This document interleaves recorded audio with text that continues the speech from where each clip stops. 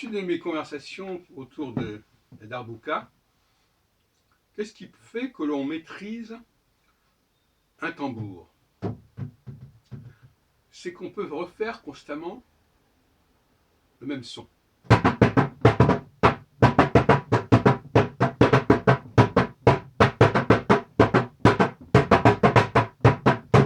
Quelqu'un qui n'a pas le sens de la musique, qui n'a pas le sens de l'instrument, il ne va pas pouvoir le faire.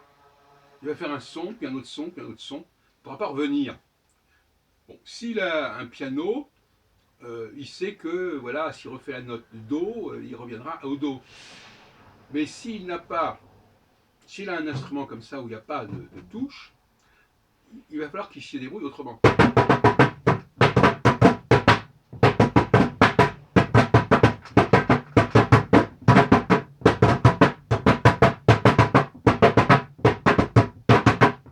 Et c'est cette capacité de l'oreille et du mouvement et du geste à se reproduire, à repasser, à revenir sur les mêmes endroits, qui fait le musicien.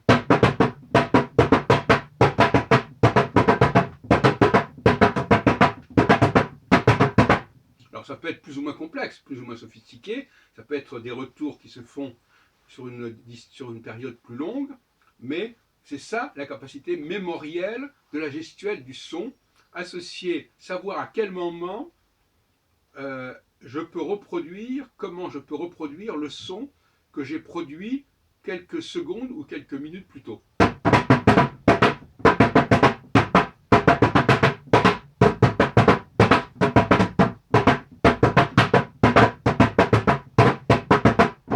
Les Africains, par exemple, qui jouent du tambour, il faut qu'ils aient une mémoire de ce type-là. C'est-à-dire qu'il faut qu'ils puissent revenir, n'est-ce pas? Une musique, c'est vraiment une répétition.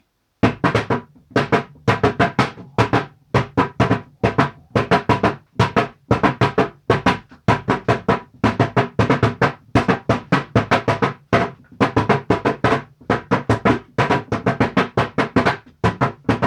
veut pas dire qu'on répète trop ça. Ça veut dire qu'on doit se répéter, puis on peut aussi évidemment créer des choses nouvelles, en sachant que justement ça ne sera pas répété.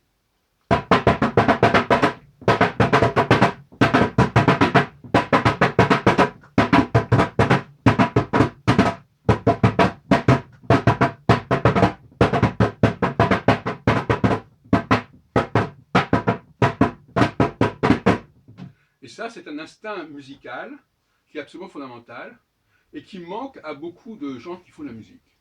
Ils ne sont capables de répéter le même geste que parce que c'est sur la partition, que parce que l'instrument le permet. Ils savent qu'ils ont joué à ce moment-là un Do et un Ré, ils vont refaire le Do et le Ré. Maintenant, ils le savent parce que c'est structuré comme ça, l'instrument est structuré de cette façon. Mais dans le cas de la darbuka, le tambour, c'est pas aussi simple que ça, et ça demande une mémoire, non pas des visuels, parce que je crois que c'est pas ça, c'est une mémoire cinétique. On peut très bien jouer sans regarder le tambour, ou dans les notes.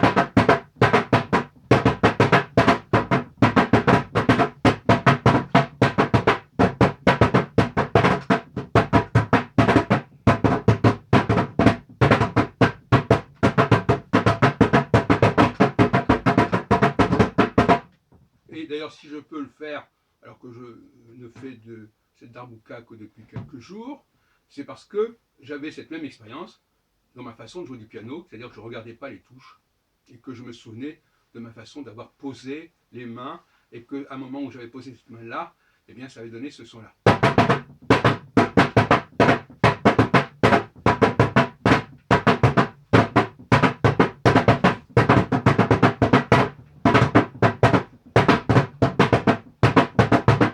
Capable de refaire le même geste en quelque sorte. De refaire le même geste au moment où je veux que ça se produise, que ça se reproduise. Je refais le même geste pour entendre le même son.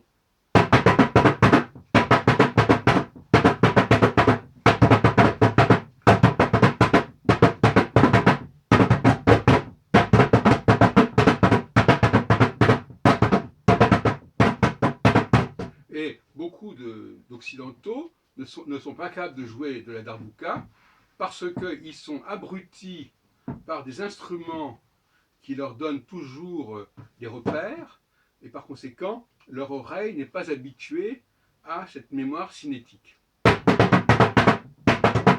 qui d'ailleurs est une mémoire qui fait sens essentiellement dans l'improvisation.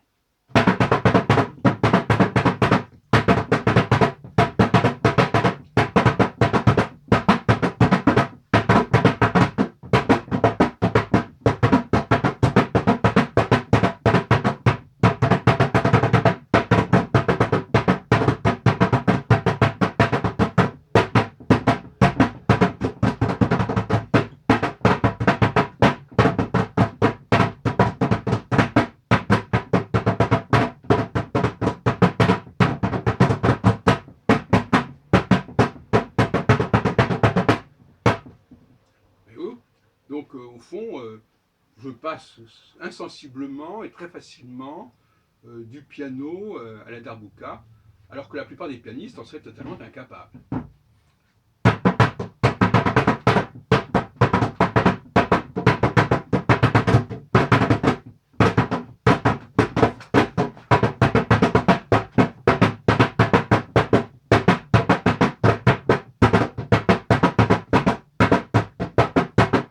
Et la personne qui écoute cette musique, ce qui fait musique, c'est justement la répétition.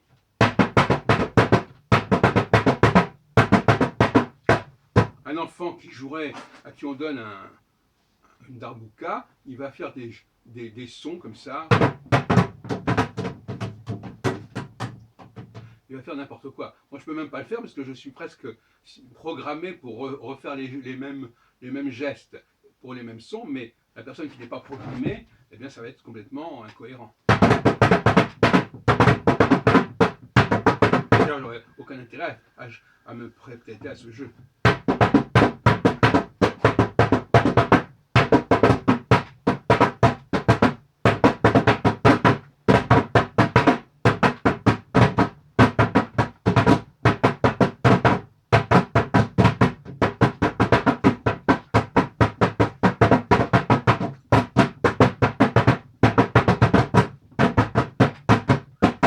Il faut laisser évidemment l'inconscient jouer. C'est le corps qui joue, c'est le corps, c'est la gestuelle du corps, c'est le son, c'est pas mental.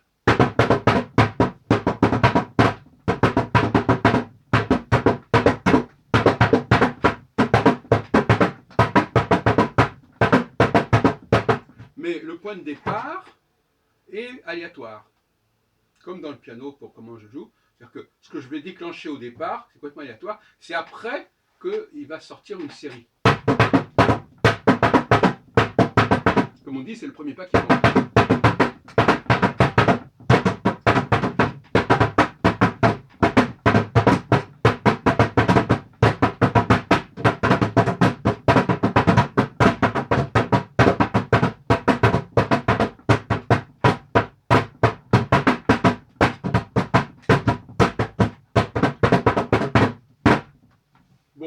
Voilà le son que je voulais donner. Vous pouvez vous amuser à jouer la même chose. Si vous êtes doué, vous pourrez reproduire les sons que vous avez joués au tambour. Si vous n'êtes pas doué, ben, vous n'y arriverez pas. Il vaut mieux que vous fassiez du piano.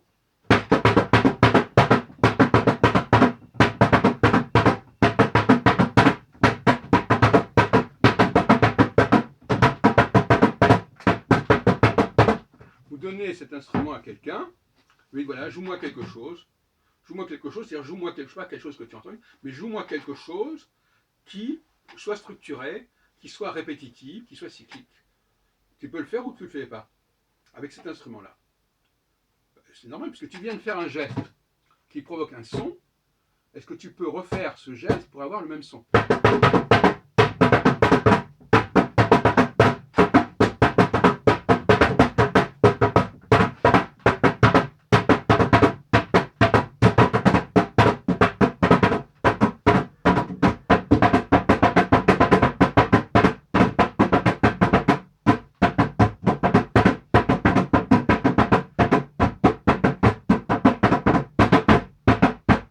Là que ça change selon que le tambour est vertical ou en biais, le son n'est pas le même parce qu'il y a l'air qui va passer quand il est en biais.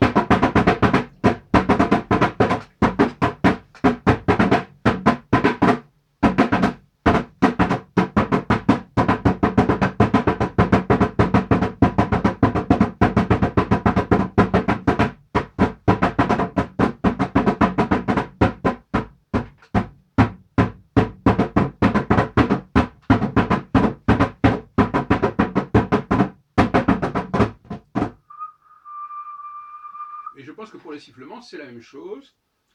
Être capable de répéter le même son correspond aussi à une mémoire cinétique au sein même de la bouche.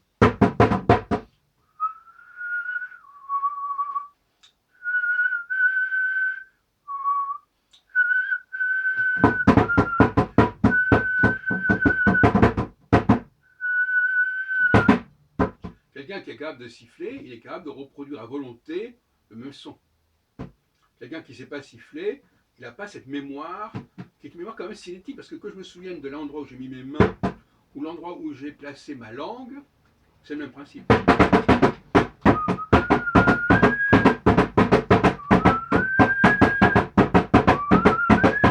Donc là, j'ai deux mémoires cinétiques qui s'entrechoquent, la mémoire de mes mains sur la toile du tambour, et la mémoire de ma langue, parce que si on admet que c'est la langue qui joue un rôle, sur le palais ou sur la dentition, peu importe.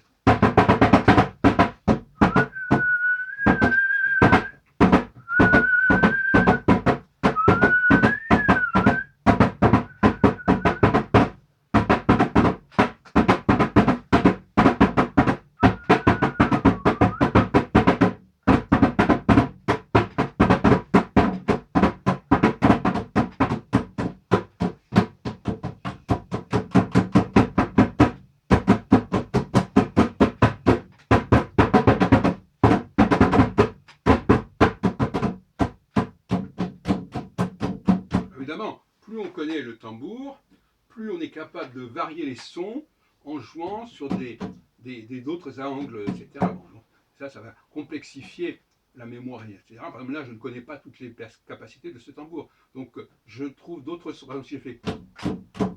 Ça, il faut déjà y penser.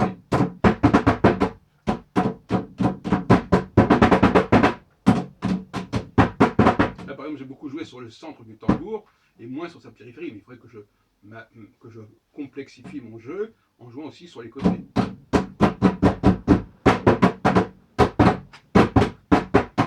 Pour créer plus de contraste.